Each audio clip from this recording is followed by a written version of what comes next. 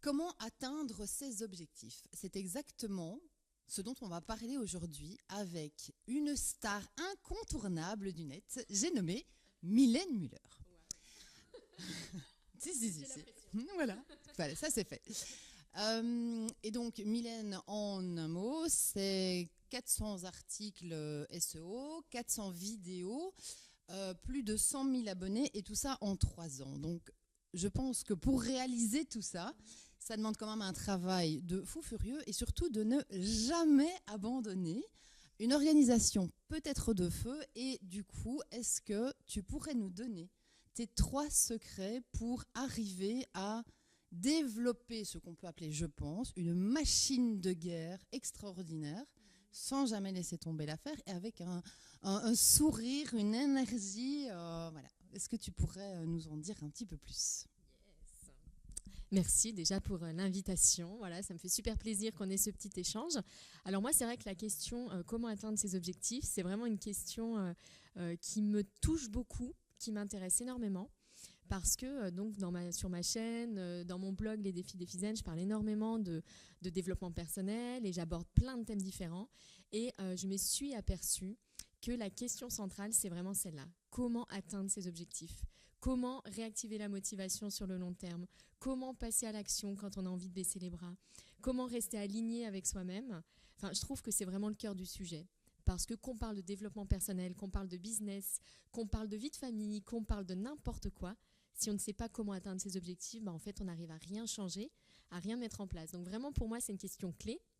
Du coup, ça me fait vraiment plaisir que tu me la poses. Et c'est vraiment une thématique sur laquelle j'ai envie de me spécialiser, sur laquelle je me spécialise depuis un petit moment. Donc simplement, moi, pour...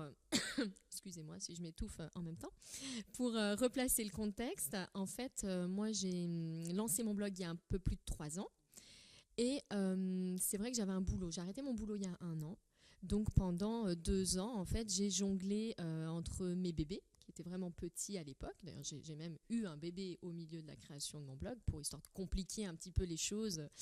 Voilà, donc j'avais un boulot, j'avais 2 bébés, j'avais un mari qui travaillait beaucoup les soirs et les week-ends, puisqu'il fait des gardes, il est dans le domaine médical. Donc du coup, organisation du tonnerre. Ça, c'est clair que, voilà, de feu. Donc ça, c'est quelque chose qui pour moi est très important. Il y a une phrase que j'entends très souvent et en fait que j'ai incarnée pendant à peu près 30 ans, c'est l'idée qu'on manque de temps. Le côté, j'ai plein de projets, mais j'arrive pas à tout faire. Je n'ai pas le temps de tout faire. Et donc maintenant, moi, ce que je répète souvent à mes clientes, c'est, eh bien, tant mieux si vous n'avez pas le temps de tout faire, parce qu'en fait, vous n'avez pas besoin de tout faire. Vous avez juste besoin de faire ce qui est important. Et d'ailleurs, j'ai créé une formation qui s'appelle Focus. Voilà, t'as lu dans mes pensées. Et donc pour moi, c'est vraiment une question importante. Donc je dirais qu'une première clé pour atteindre ces objectifs, pour moi, eh bien, c'est d'avoir une grande clarté sur ce qu'on veut atteindre. Donc on connaît la méthode SMART de définition de ces objectifs. Pour moi, il y a vraiment un travail en amont sur qu'est-ce que je veux vraiment. Qu'est-ce que je veux vraiment atteindre ? Pourquoi est-ce que je veux ça ?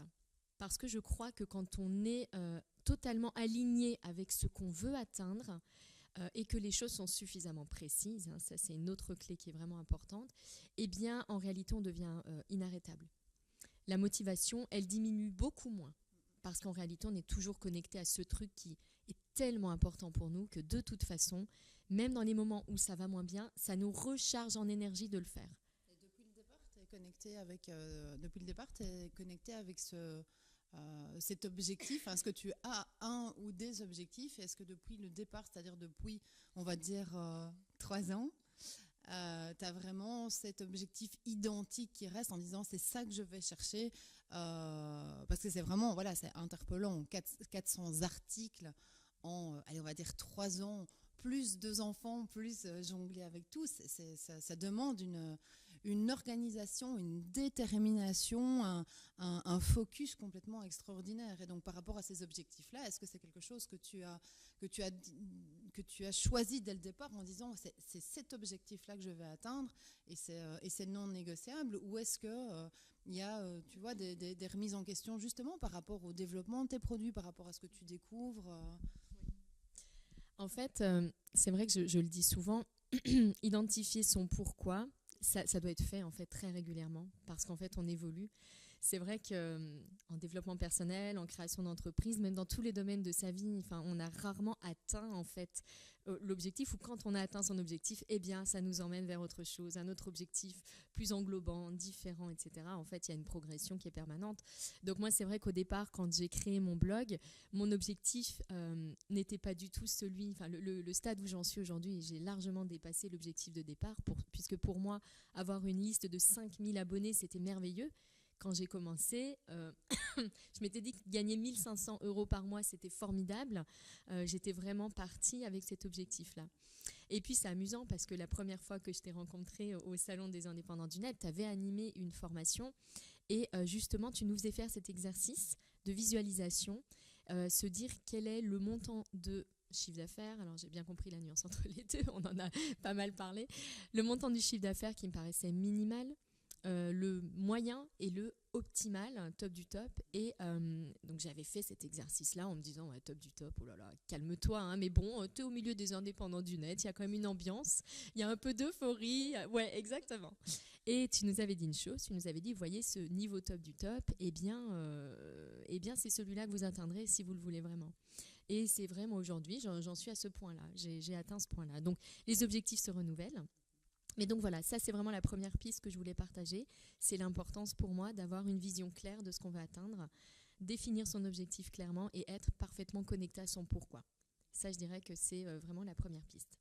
Ok ? Je réfléchis un peu en même temps à la deuxième, parce qu'en fait, comme il y en a 25, il faut que je choisisse. Ouais. Étant donné effectivement tout ce que tu as réalisé, et je reviens avec ça parce que rares sont ceux qui jonglent avec autant d'intensité, autant de discipline, à la fois sur les articles et sur le SEO, donc la masterisation vraiment des mots-clés, et les vidéos. Je veux dire, tu as autant d'articles que de vidéos. En général, on préfère l'un ou l'autre. Et puis on fait par à coup, c'est ouais, je vais faire. Et puis tu fais ça pendant 2 semaines, 3 semaines, 1 mois, quand c'est un peu la folie, tu dis non, je vais faire ça. Genre, tu vois, début d'année, tu dis oui, ah ben voilà, ce mois-ci, cette année. Et puis après, le 22 janvier, t'en peux déjà plus.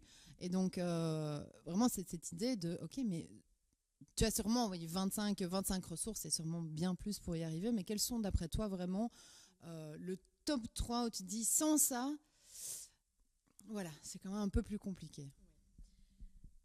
Alors, je dirais qu'à cette étape-là, s'il y avait une deuxième recette que je devais partager, ce serait celle-ci. C'est vraiment pour moi la structuration. C'est un de mes talents. J'ai la chance d'être focalisatrice. Donc, faire des plans d'action, définir une stratégie, analyser des statistiques, voir ce qui fonctionne, ce qui ne fonctionne pas. Organiser, je dirais, à un niveau quand même assez extrême les choses. Vraiment faire ce découpage très très précis, segmenter les actions, voilà, ça c'est un de mes talents. Donc pour le coup, ça m'a paru naturel et pire que ça, je m'éclate en fait en faisant ça. Donc parce que ça peut paraître un peu fou. C'est pas très glamour en fait tout ça, c'est pas très intuitif. Moi j'avoue, je fonctionne pas beaucoup à l'intuition, mon intuition m'embrouille. J'ai l'impression que j'arrive pas à l'écouter. Et donc, je me fais plutôt guider par ça, ce côté hyper structuré, cadré. Donc, du coup, je m'étais dit, écoute, si tu veux avoir à la fin de l'année tant d'articles, tant de vidéos, parce que telle personne avec tant d'articles, elle a tant de conversions, tant de prospects, tant de clients au bout, tout était très découpé. Et donc, je m'étais dit, il faut que j'en tourne tant par semaine. Donc, pour optimiser, je regroupe les tournages, je délègue absolument tout ce que je peux déléguer. Enfin, je suis vraiment partie en mode obsessionnel de l'organisation.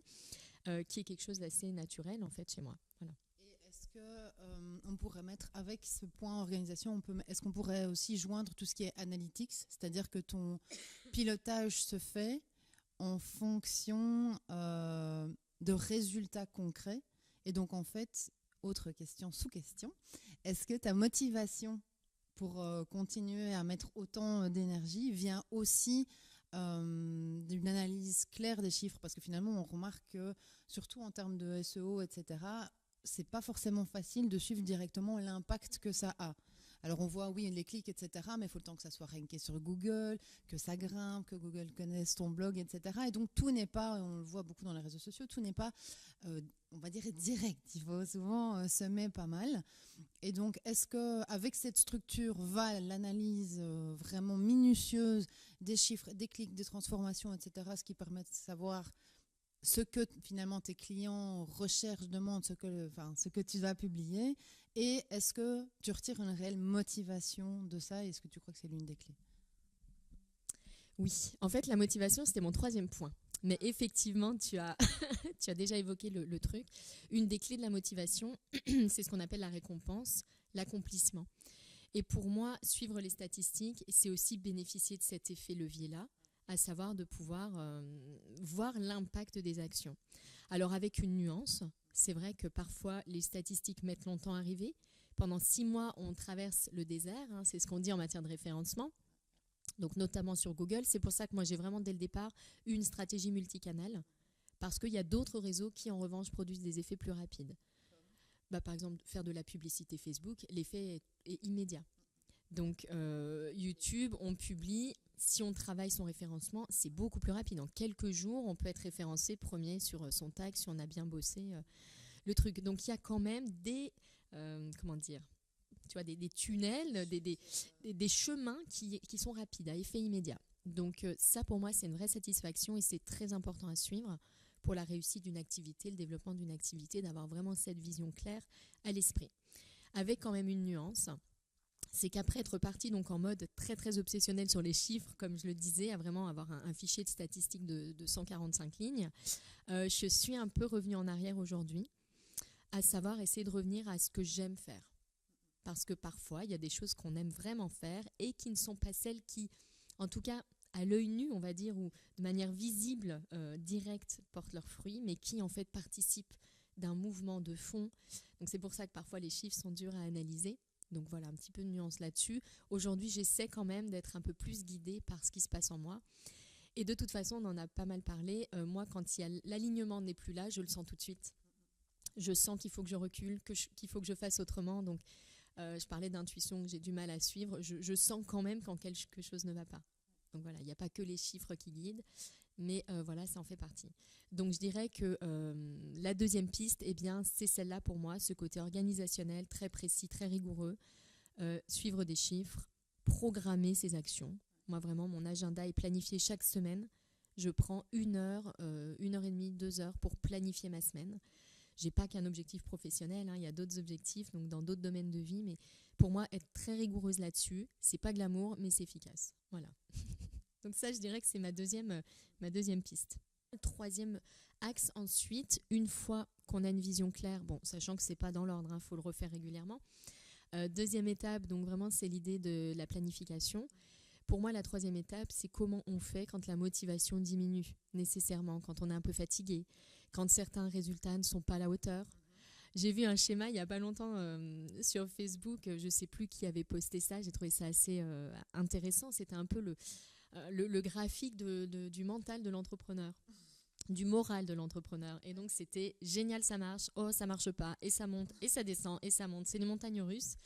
Et c'est tout à fait ça. Donc il y a nécessairement des moments où les chiffres contredisent ce qu'on pensait, quelque chose ne porte pas ses fruits. Une pub, on avait misé tous nos efforts et finalement elle marche moins bien que la précédente qu'on avait mis 10 fois moins de temps à faire. Enfin bon, il y a toujours des mauvaises surprises un petit peu comme ça, puisque vraiment tout a affaire de tests en marketing, hein, on le sait. Donc il y a des moments un petit peu de coup dur. Donc la motivation, comment faire pour la réactiver? Donc pour moi c'est vraiment un troisième élément important. Quand je sens que ma motivation diminue, alors c'est aussi lié à mon caractère, à ce que j'aime faire, moi j'aime prendre mon carnet et réécrire mon pourquoi, réécrire ma vision, me reconnecter à pourquoi je fais les choses, et parce que mon objectif final me dépasse, et bien du coup ma déception est moins dure. Je me dis, je fais quand même quelque chose pour quelqu'un, même si c'est difficile, eh bien, voilà, j'ai envie de contribuer au monde, même si tout le monde n'a pas cette vision un peu idéaliste peut-être des choses. Moi, j'avoue que c'est comme ça. J'aime me dire que je ne fais pas ça que pour moi, que je le fais vraiment pour mes clientes, que je le fais vraiment pour une contribution à mon niveau au reste du monde. Donc, réécrire mon pourquoi, pour moi, c'est vraiment une manière de me reconnecter à ça Il y a d'autres façons aussi pour moi de réactiver cette motivation. On a parlé de la récompense, lister tout ce qu'on a fait depuis le début. Ça, j'aime parfois le faire. Ça m'arrive même de faire un vision board en fait, de ma réussite. Vraiment mettre mes bons chiffres, de revoir où j'étais une année plus tôt. Tu vois, ce petit côté un peu boostant, quoi. Il n'y a pas que ce que je n'ai pas encore fait, il y a aussi tout ce que j'ai déjà fait. Donc voilà, donc ça c'est quelque chose que j'aime bien faire. Il y a d'autres clés ensuite du pourquoi, de la motivation, pardon. Ça peut être de découper davantage des actions, ça peut être de changer un cadre de travail. Voilà, il y a plein d'autres façons pour moi de la réactiver. Mais c'est vrai que depuis que je suis très très au clair là-dessus, tout ce qui est self-control, persévérance, volonté, motivation, du coup j'ai beaucoup de leviers à réactiver, on va dire, quand je sens que je suis down, pour parler.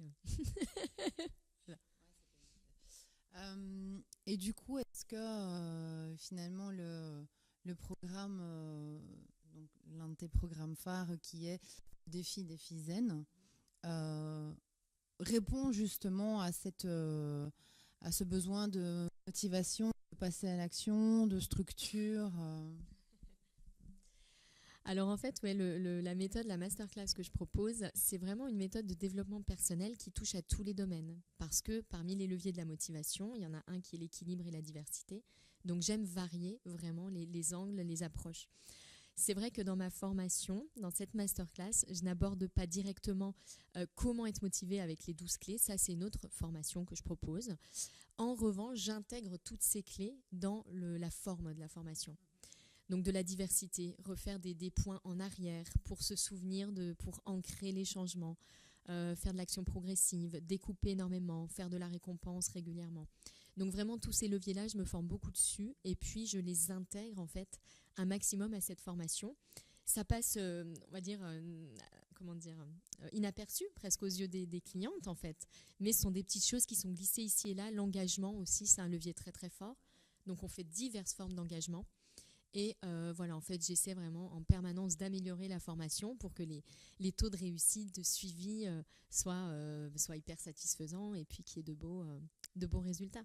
Donc, c'est vrai que je m'en sers dans la formation et j'ai des formations à part qui traitent spécifiquement de ces sujets parce que, voilà, comme on le disait au début, c'est vraiment une question essentielle. Et si vous voulez en savoir plus justement sur le défi zen, qui est un accompagnement de 10 mois qui va vous transformer, c'est sûr et certain. Il a déjà transformé la vie de milliers de personnes pour le coup. 1500 clientes aujourd'hui. Voilà. 1500 clientes en 1 an et demi, même pas. Ouais, hein, à peine. Donc n'hésitez pas à cliquer sous le lien de toute cette vidéo pour en savoir plus sur le programme. Je pense qu'on a fait le tour. Ouais, je pense qu'on a dit pas mal de choses. Donc, on a maintenant les 3 super clés de Mylène pour faire un max de vidéos, un max de visibilité sur Google, pour conquérir une partie du monde, parce que 100 000 personnes, c'est quand même hyper impressionnant pour le coup, en maximum 3 ans, 2 enfants. Donc, mesdames, voilà, c'est faisable, ça rassure. Et donc, rappelons les 3 secrets clés de Mylène qui, à mon avis, à développer sont extraordinaires. Le focus, le pourquoi, se rappeler pourquoi on fait les choses, s'aligner pratiquement quotidiennement pour le coup, très régulièrement. La structure, bon, on l'a compris, Mylène est une machine de guerre. Mais une douce machine de guerre. Structure, organisation, analytics pour se motiver aussi, pour voir le résultat, en n'oubliant pas les résultats qui sont beaucoup plus rapides, style effectivement les pubs Facebook, etc., pour se motiver de temps en temps. Et la 3e clé essentielle est la motivation. Donc merci 1000 fois Mylène pour ces pépites et au plaisir de se recroiser tout bientôt.